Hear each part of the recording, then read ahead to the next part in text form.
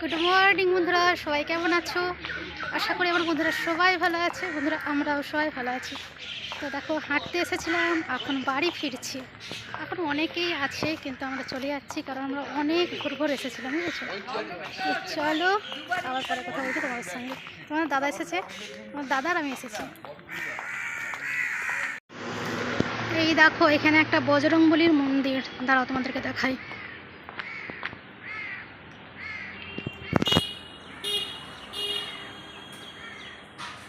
এই দেখো,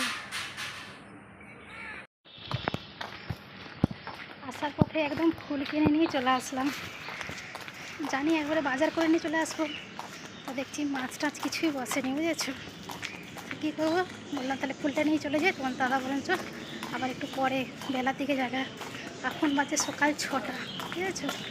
এখন চলেই এসেছি আমাদের পুরীর মুড়িটা। তো যাই হোক বন্ধুরা, ঘরের সমস্ত কাজটাই সেরে স্নান করে চলে এসেছি ঠাকুর দিতে। এদিকে কিন্তু আমার ঠাকুর দেওয়া হয়ে গেছে, কিন্তু আমার ফুলে একদম মন পোষায়নি, জানো তো? দেখো, একটুখানি ফুল দিয়েছে। তো কি বলবো, এখন নাকি 10 টাকার ফুল হয় না, 20 টাকার নিচে নাকি ফুল হয় না। 20 টাকার ফুল দিলেও একটু বেশি করে দাও না, একদম একটুখানি প্লাস্টিকের নিচে পড়ে থাকে, মনে হয় যেন 5 টাকার ফুল দিয়েছে, বুঝেছো? সত্যি কথা বলতে কী বলবো, ভগবানকে অল্প ফুলেই সন্তুষ্ট করতে হলো, কিছু করার নেই। তো যাই হোক, ঠাকুর ফাকুর দিয়ে চলে এসেছিলাম রান্নাঘরে। এদিকে আমি আজকে বানিয়েছি রুটি আর করেছি আলু ভাজা, বুঝেছো? তিনজনেই খেতে বসে গেছি, তোমাদের দাদা, আমি আর ভাইপো।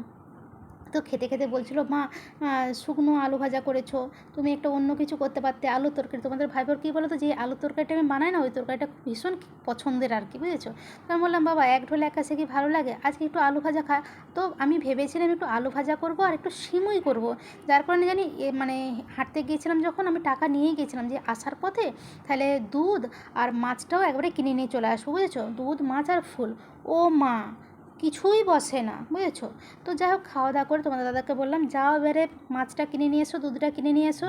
তোমাদের দাদা মাছ নিয়ে এসেছে, আমার মাছ একদম পছন্দ নেই। এবারে মাছগুলোকে দেখো ঘুনকুচি করেছে, মানে কি বলবো, একদম মানে মাছের পিস একদমই পছন্দ হয়নি। তো যাই হোক, তোমাদের মানে দাদা আর ভাইপো তো বেরিয়ে চলে যাবে।